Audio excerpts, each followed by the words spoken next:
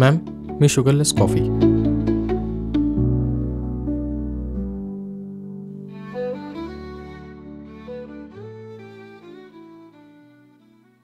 Hello, చెప్పు.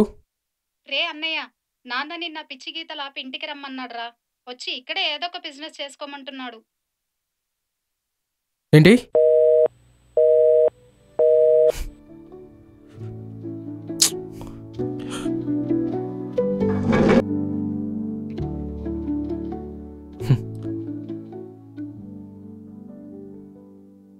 ప్రతి ఒక్కరూ వీటిని విలువలేని పిచ్చి గీతలుగా చూస్తారు.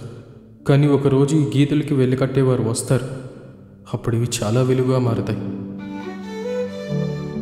నాలో రంగులు ఉన్నా వెలుగురా లేదా? చెప్పు. నేను సంధ్య వాళ్ళ నాన్న మాట్లాడుతున్నా. అంకుల్, పిచ్చి బొమ్మలు గీసుకునే నా కొడుక్కి నా కూతుర్ని ఇవ్వలేను. తను మర్చిపోతా ఉంది. నువ్వు మర్చిపోతే మంచిది, లేదంటే. అర్థమైంది అంకుల్.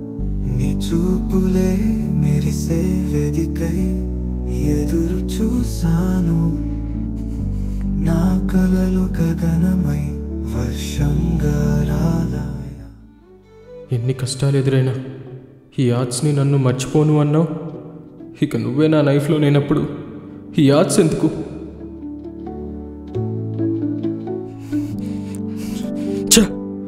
అంతా వీటి వల్లే. చిత్రం